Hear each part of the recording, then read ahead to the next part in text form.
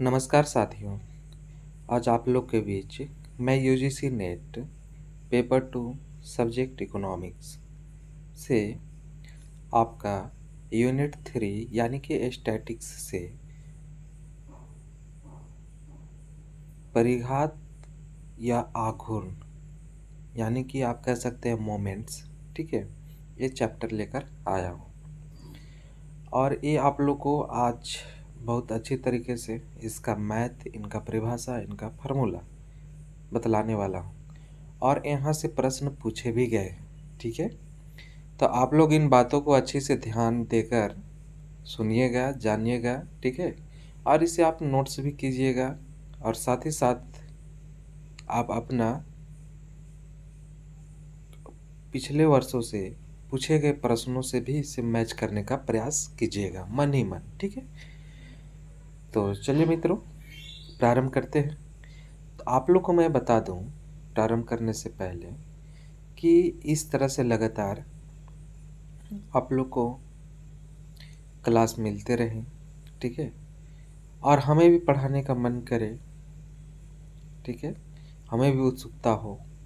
इसके लिए आप लोग कमेंट कीजिए, क्लास मिलता रहे इसके लिए सब्सक्राइब कर लें और बता दें कि ये विशेष क्लास से जो बिल्कुल फ्री में आप देख पा रहे हों, ठीक है, इसे अधिक से अधिक मित्रों तक पहुंचाने का प्रयास कीजिए और उन्हें भी आप प्रेरित कीजिए, ठीक है, जैसा कि आप सब जानते हैं, ठीक है। तो चलिए मित्रों, हम लोग प्रारंभ करते हैं बिना देर करते हुए। परिघात या आघूर्ण, जिसको कहते हैं मोमेंट्स, आज ये चैप्टर हम लोग देखने वाले हैं स्टैटिक्स का। तो सबसे पहले एक एक बिंदुओं को समझने का प्रयास करेंगे इनका परिभाषा के अंतर्गत, ठीक है। जैसे में कि परिघात की अवधारणा या परिभाषा, ठीक है, कहता क्या है कि शब्द आघूर्ण की परिभाषा यानी कि मोमेंट, आघूर्ण, परिघात क्या है, ठीक है, यानी कि शब्द आघूर्ण का परिभाषा धनात्मक पूर्णांक r के लिए क्या है, धनात्मक पूर्णांक r के लिए प्रायः 3 बिंदुओं के संदर्भ में दी जाती है, ठीक है। धनात्मक पूर्णांक किसके लिए, r के लिए, ठीक है। 3 बिंदु कौन कौन, ये 3 बिंदु है। पहला ए स्वेच्छ, ठीक है, स्वेच्छ अचर, ठीक है। सेकंड है एक्स बार यानी कि माध्य का इंडिकेट करते हैं, है ना, ये तो समांतर माध्य। और थर्ड है जीरो यानी कि मूल्य बिंदु, समझ गए। तो ये तीनों जो बिंदु है इन्हीं के कारण आपका आघूर्ण होता है, ठीक है, यानी कि पूर्णांक r के लिए, समझ गए, धनात्मक पूर्णांक r के लिए। चलिए अब हम लोग बारी बारी से देखने का प्रयास करेंगे ये स्वेच्छ अचर क्या है, ठीक है। स्वेच्छ अचर ए के परितः आघूर्ण यानी कि किसी समांक माला यानी कि श्रेणी की बात होती है में किसी स्वेच्छ बिंदु ए से लिए गए, ठीक है, क्या है, स्वेच्छ बिंदु ए से लिए गए विचलनों की आरवीं घातों, क्या है, आरवीं घातों, घातांक मतलब पावर की बात हो जा रहा है, ठीक है। घात की जब बात होगा जैसे 2 का पावर x, ये आपका क्या हो जाएगा, आपका घात, ठीक है। तो उसी की बात किया जा रहा है यहाँ पर।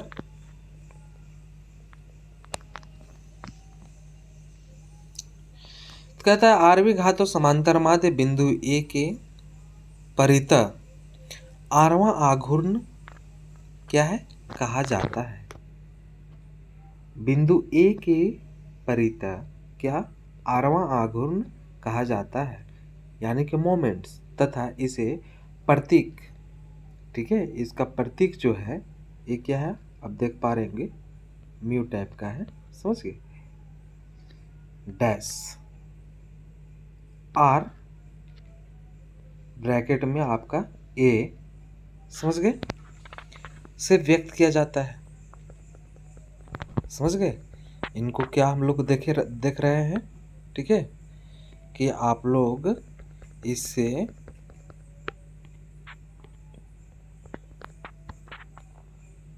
इसका जो प्रतीक है, प्रतीक चिन्ह, ठीक है, ये जो पॉइंट है इसको आप लोग देख पा रहे होंगे। कहता है कि इसको हम लोग सूत्र के रूप में देख सकते हैं स्वेच्छ अचर, ठीक है, स्वेच्छ अचर ए के लिए व्यक्तिगत समांक माला, ठीक है, व्यक्तिगत आपका समांक माला x1 x2 x3 dotted dotted xn कह सकते हैं, ठीक है। उसी तरह से यहाँ पर आप देख सकते हैं कि आरवा आघूर्ण, ठीक है, ए डैश ए, ठीक है, बराबर 1/n सिग्मा x माइनस ए का पावर r है। r आपका 1 2 3 4 कुछ भी हो सकता है। उसी तरह असतत समांक माला में, ठीक है, आपका अगला फार्मूला है कि जब आपका व्यक्तिगत समांक माला की बात हो तो ये फार्मूला लगेगा, असतत समांक माला की बात हो जहाँ x f की बात होगा, है ना, यानी कि x का मान भी दिया रहेगा, समझ गए, और एक तरफ फ्रीक्वेंसी भी दिया रहेगा, आवृत्ति। तो वैसे स्थिति में कौन सा फार्मूला का उपयोग कीजिएगा, तो आप यहाँ पर देख पा रहे हैं आरवा आघूर्ण ए के संदर्भ में, ठीक है, बराबर 1/σf इंटू सिग्मा एफ, ठीक है, इंटू x माइनस ए का होल पावर क्या है r, समझ गए, r कुछ भी संख्या है जैसा आप लोग समझ पा रहे हैं, ठीक है। आप देखिए सतत समांक माला, ठीक है, सतत समांक माला में क्या है कि x1 minus x2 comma x2 minus x3, यानी कि इसमें क्लास इंटरवल जैसे 0 से 10, ठीक है, आपका 10 से 20, 20 से 30, ऐसे जहाँ प्रश्न रहते हैं उनके लिए इस फार्मूला का उपयोग किया गया है। तो आप लोग समझ गए कि जहाँ x का मान दिया रहता है, व्यक्तिगत श्रेणी होता है, उसके लिए अलग फार्मूला है। जहाँ x f का मान दिया रहता है उनके लिए अलग फार्मूला है। और जहाँ पर आपका एफ आर सी आई दिया रहता है ना, सतत समांक माला, उनके लिए ए फार्मूला दिया है। तो तीनों स्थिति में हम लोग अलग अलग फार्मूला देख पाए, ठीक है। इसमें नया क्या है कि एमओ आपका वर्ग अंतराल का मध्य बिंदु एम को इंडिकेट किया गया है, बाकी सब सेम है। यदि कोई असुविधा न हो तो मध्य बिंदु को M1 M2 आदि न लिखकर x1 x2 आदि ही लिखा जा सकता है, यानी कि कह सकते हैं मिड वैल्यू जो है x1 जैसे हम लोग निकालते थे, ठीक है, माध्य में सेम उसी तरह से इसमें भी निकाला जाता है। अब इसी तरह से हम लोग का पहला समाप्त होता है। अब हम लोग देखेंगे केंद्रीय आघूर्ण या समांतर माध्य के परितः आघूर्ण, ठीक है, क्या है। सो देखिए, समझने का प्रयास कीजिए। इसमें क्या है कि केंद्रीय आघूर्ण या समांतर माध्य के परितः आघूर्ण किसी समांक माला में समांतर माध्य के परितः लिए गए विचलनों की 8वीं घातों के समानांतर माध्य को, ठीक है, मीन के परित, है ना, x बार यानी कि माध्य के परितः 8वां आघूर्ण या 8वां केंद्रीय आघूर्ण, ठीक है, 8वां केंद्रीय आघूर्ण कहते हैं तथा इसे प्रतीक में, ठीक है, क्या कहते हैं, म्यू, इसको म्यू ही पढ़ते हैं ना, म्यू आर, ठीक है, इससे व्यक्त किया जाता है। यानी कि एक कह सकते हैं कि 8वां आघूर्ण, इसको क्या पढ़ेंगे हम लोग, इस प्रतीक को 8वां आघूर्ण पढ़ेंगे, ठीक है। 8वां आघूर्ण से व्यक्त करते हैं सूत्र में, जैसा 8वां आघूर्ण क्या है कि 1/n सिग्मा, ठीक है, x माइनस मीन का होल पावर r है, ठीक है, व्यक्तिगत समांक माला के लिए हुआ। उसी तरह से आपका जहाँ पर बताया जा रहा है कि आपका माध्य जो है 1/n एन और सिग्मा एक्स रहेगा। ये जब व्यक्तिगत समांक माला की बात होगा तब इस फार्मूला को हम लोग लगाकर मान को ज्ञात कर सकते हैं। ठीक है मित्रों, अब आप लोग को मैं बता दूं कि बारंबारता बटन, ठीक है, बारंबारता बटन की बात करते हैं। x बराबर आपका x1 x2 x3 जब मान रहता हो और एक तरफ f का मान रहता हो, ठीक है, मतलब अलग अलग x का अलग f का अलग मान रहता हो, तब वैसे स्थिति में यहाँ पर बड़ी n की लगता है। जैसे यहाँ पर आप नीचे देख पा रहे हैं बड़ी n और यहाँ पर छोटी n, ठीक है। तो इसमें बड़ी n की बात कहा गया है, यानी कि उसका योग की बात किया जाएगा, है ना। और into sigma f x minus mean का होल पावर आर है, ठीक है। और ठीक इसी तरह से यहाँ पर आपका मात ज्ञात करने के लिए अलग से दिया हुआ है। समझ गए? तो मेरे ख्याल से लगता है आप लोग समझ गए होंगे। तो वाद के अनुसार कहता क्या है, परिघात किसी वितरण के समानांतर माध्य से उसके विभिन्न मूल्यों के विचलनों के प्रथम द्वितीय और तृतीय चतुर्थ आदि घातों के समांतर माध्य हैं। ठीक है, क्या है? समांतर माध्य हैं। अब थर्ड की बात किया जाए, ठीक है, ये सभी फार्मूला जो हम आप लोग बतलाते जा रहे हैं ये सब देखने योग्य है, समझने योग्य है कि कौन व्यक्तिगत श्रेणी क्या है, कौन खंडित श्रेणी क्या है, यानी कि असतत श्रेणी क्या है, कौन सतत श्रेणी क्या है। तो इन सब आप लोग को नोट करना अनिवार्य है इन सबको। अब देखिए, शून्य के परितः आघूर्ण जब शून्य के स्थिति में हो तो मेरा मोमेंट्स क्या होता है? किसी समांक माला में प्रेक्षणों की, ठीक है, किसी समांक माला में प्रेक्षणों की आरवें घातों के समांतर माध्य को शून्य के परितः आरवां आघूर्ण कहते हैं। ठीक है, क्या है? आरवां आघूर्ण कहते हैं तथा इसे प्रतीक, ठीक है, आरवां आघूर्ण से व्यक्त करते हैं। और इस प्रकार, ठीक है, आपका म्यू आर डैश यानी कि आरवां आघूर्ण, ठीक है, बराबर आपका कह सकते हैं 1/n सिग्मा एक्स व्यक्तिगत समांक माला के लिए। उसी तरह आपका बारंबारता बटन के लिए, माने कि एक्स और एफ जहाँ फ्रिक्वेंसी दिया हो खंडित श्रेणी के लिए उनका फार्मूला ये है। समझ गए? और ये आपका व्यक्तिगत श्रेणी के लिए। तो ऐसे स्थिति में शून्य के परितः आघूर्ण को हम लोग देख पाए। ठीक है, अब देखिए आप लोग को हम आगे ले चलते हैं। जैसे आप लोग याद करना क्या है सो देखिए। ठीक है, आप लोग को फार्मूला तो ध्यान देना ही देना है।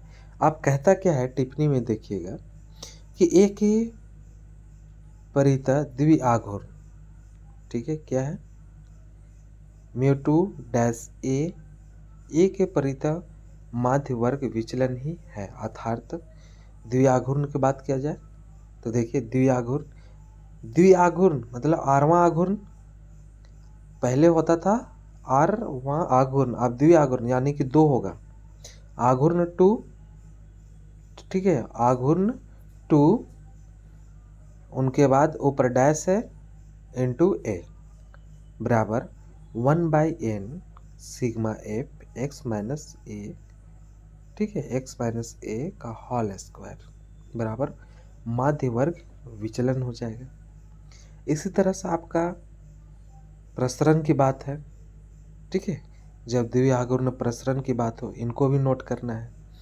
उनकी तरह आप देखिए शून्य के परित प्रथम आघूर्ण की बात जब होगा तो ऐसे स्थिति में फार्मूला को याद रखना है। और वह कब? जब समांतर माध्य की बात होगा। समझ गए? अब हम लोग देखेंगे समांतर माध्य के परितः प्रथम आघूर्ण सदैव शून्य के बराबर होता है। ठीक है, क्या है? प्रथम आघूर्ण क्या है? सदैव शून्य के बराबर होता है। अर्थात आपका क्या होगा? म्यू 1/n आपका sigma f x minus x bar यानी कि मीन बराबर 0, क्योंकि माध्य के लिए गए विचलनों का योग्य क्या होगा? शून्य होता है। समझ गए? अब इसी तरह से आप लोग देखिए, यदि बटन समांतर माध्य में परितः संपत्ति को तो सभी विषय सममित, ठीक है, हो तो सभी विषय केंद्रीय आघूर्ण शून्य होते हैं। समझ गए क्या है? सभी आघूर्ण क्या होंगे? शून्य होंगे। ये भी नोट करना है, ये प्रश्न पूछे जाते हैं ऐसे प्रश्न। शून्य क्रम के आघूर्ण का मान सदैव क्या होता है? एक होता है। ये भी नोट करना है। समझ गए? उनके बाद देखिए गणना की सुविधा तथा बारंबारता। बारंबारता बटनों की 4 प्रमुख विशेषताओं, जिसमें आपका केंद्रीय प्रवृत्ति, विक्षेपण, विषमता, अकुद्धता के माप के रूप में हम केवल प्रथम 4 आघूर्णों की गणना करते हैं। जैसा कि आगे अध्ययन करने पर स्पष्ट हो जाएगा। कहता है यहाँ पर जैसे यहाँ दिया हुआ है, किसी बारंबारता बटन के प्रथम 4 आघूर्ण, उस बटन का आकार ज्ञात हो जाता है। जैसे आघूर्ण है शून्य के परितः प्रथम आघूर्ण, ठीक है, क्या है? शून्य के परितः प्रथम आघूर्ण, तो क्या है? बटन की विशेषता जिसका मापन करता है वो क्या होगा? केंद्रीय प्रवृत्ति। उसी के बाद है सेकंड के माध्य के परितः द्वितीय आघूर्ण, वो क्या हो जाएगा? विक्षेपण या अपकीर्ण, ठीक है। उनके बाद थर्ड क्या है? माध्य के परितः तृतीय आघूर्ण यानी कि विषमता। चौथा क्या है? माध्य के परितः चतुर्थ आघूर्ण यानी क्या है? कुद्धता या पृथु शीर्षत्व, ठीक है। तो इन चारों कंडीशन को आप लोग को याद रखना है, यहाँ से भी प्रश्न पूछते हैं, ठीक है। अब देखिए कि यदि ए बराबर एक्स बार यानी कि ए बराबर मीन हो तो केंद्रीय आघूर्ण, और यदि ए बराबर 0 हो तो शून्य के परितः आघूर्ण प्राप्त होते हैं। यदि कोई उलझन न हो तो ए के परितः आरवे आघूर्ण को भी सुविधा के लिए, है ना, आरवे आघूर्ण डैश से व्यक्त किया जाता है, ठीक है। तो आप लोग समझ पाए कि फार्मूला का तीनों पार्ट में हम लोग को तीनों स्थिति में फार्मूला देखना है, और इसमें जो टिप्पणी का 2-3 पॉइंट देखे और एक यहाँ पर पूरा चारों को देखे, इन सभी को आप लोग को नोट्स कर लेना है, ठीक है। अब देखिए मेरे प्यारे साथियों, आघूर्ण की गणना कैसे किया जाता है। अभी तो हम लोग बहुत अलग अलग तरीके से फार्मूला को देखें, ठीक है। आप लोग के परीक्षा में यूजीसी नेट की, ठीक है, परीक्षा में आप लोग के किस तरह से प्रश्न बन सकते हैं, उनके आधार पर एक प्रश्न हम आप लोग के लिए लिए हैं, ठीक है। जैसे क्या है कि आघूर्ण की गणना में कहता क्या है प्रश्न कि एक महाविद्यालय, ठीक है, एक महाविद्यालय की बात होती है कि 5 छात्रों की जेबों में क्रमशः, ठीक है, 5 छात्र हैं एक महाविद्यालय के, उनका पैकेट में जेब में 30, 80, 110, 120 एवं 200 रुपये थे। मतलब कि सभी छात्रों के पास अलग अलग रुपए हैं, ठीक है। और शून्य के परितः द्वि आघूर्ण ज्ञात करना है। क्या? आरवें आघूर्ण की जगह में यहाँ द्वि है, द्वि आघूर्ण ज्ञात करना है। और कौन सा स्थिति में? शून्य के परितः। तो हम अब उपलब्ध हम लोग देखे थे ऊपर में कि लास्ट जो स्टेट था आपका स्टेज, वो क्या था? शून्य का स्थिति में था, समझ गए। तो जैसे हम लोग देख पाए थे कि पहला क्या था आपका, देखिए, स्वेच्छ अक्षर ए के परितः आघूर्ण, ठीक है। उनका बाद केंद्रीय आघूर्ण या समांतर माध्य के परितः आघूर्ण, और जो थर्ड देखे थे शून्य के परितः आघूर्ण, तो हम लोग को यही ज्ञात करना है, ठीक है। और जैसा कि हम लोग देख पाए कि आपका व्यक्तिगत श्रेणी का क्या है? व्यक्तिगत श्रेणी का प्रश्न है, यानी कि फार्मूला मेरा ए वाला लगेगा, ठीक है। तो इन बातों को भी आप लोग को ध्यान देना चाहिए, ठीक है, कि कौन सा फार्मूला लगेगा नहीं लगेगा, आप लोग को फटाफट माइंड में आना चाहिए। तो जैसा हम लोग का 5 छात्रों का जेब खर्च का या उसके जेब में जो पैसे हैं वो दिया हुआ है, उसको हम लोग एक्स लेते हैं, एक्स मान लेते हैं, ठीक है। अब हम लोग एक्स का मान रखें, जैसे 30, 80, 110, 120, 100, आपका 120 और 200 है, ठीक है। जैसा हम लोग का द्वि आघूर्ण की बात है मेरे साथियों, तो इनका फार्मूला जो होता है द्वि आघूर्ण बराबर, ठीक है, 1/n, ठीक है, छोटी n है यानी कि नंबर ऑफ संख्या होगा, समझ गए, कि मतलब संख्या कितने संख्या है, और इनटू सिग्मा एक्स स्क्वायर होंगे, ठीक है। क्योंकि आपका द्वि आघूर्ण का बात है, ठीक है। द्वि आघूर्ण तो अब देखिए यहाँ पर द्विआघूर्ण के लिए एक फार्मूला में एक्स स्क्वायर की आवश्यकता पड़ता है, जो कि मेरा एक्स यहाँ पर दिया हुआ है। ठीक है, तो एक्स स्क्वायर निकालने के लिए 30 का स्क्वायर कीजिए, 80 का स्क्वायर कीजिए, 110 का स्क्वायर कीजिए, 120 का स्क्वायर कीजिए और 200 का स्क्वायर कीजिए। और यहाँ पर स्क्वायर करके हम लोग लिखते भी चले गए। ठीक है, देखिए अब कह रहा है कि जब एक्स स्क्वायर आप निकाल लिए, ठीक है, एक्स स्क्वायर जब आपको ज्ञात हो गए तो उनको कह रहा है कि सिग्मा यानी कि योग जोड़िए। आप जब जोड़ेंगे तो हम लोग को 7380 रुपया आएंगे। ठीक है, अब बस आप देखना क्या है कि आप इसमें ऊपर में मान रखिए फार्मूला में। ठीक है, और एन है 1 2 3 4 5, यानी कि 5 छात्र थे इसलिए एन 5 हो गया। अब उनको काटेंगे हम लोग इनको। ठीक है, 5 एकम 5, ठीक है, 5 चौका 20, ऐसे करके हम लोग काटते चले जाएंगे और हम लोग एक मान आ जाएगा इतना रुपया स्क्वायर। और इस तरह से हम लोग को द्विआघूर्ण ज्ञात होता है। समझ गए? तो इस तरह से मेरे प्यारे साथियों, अगर आप लोग का प्रश्न पूछे आघूर्ण से मोमेंट्स से, ठीक है, तो आप लोग इसे बनाने का प्रयास कीजिएगा, बशर्ते इसका फार्मूला को आप लोग का व्यक्तिगत, खंडित और सतत, ठीक है, क्लास इंटरवल में इस सब में आप लोग का कौन सा फार्मूला का उपयोग होगा, इन बातों को आप लोग को ध्यान में रखना पड़ेगा, तभी जाके आप अच्छी तरह से हल कर सकते हैं। तो ठीक है मेरे प्यारे साथियों, आज की क्लास में बस इतना ही। अगले क्लास में तुरंत आप लोग को नए क्लास लेकर आऊँगा स्टैटिक्स का ही। ठीक है, तो आज के लिए बस इतना ही। अधिक से अधिक मित्रों तक इसे शेयर जरूर करें। Thank you.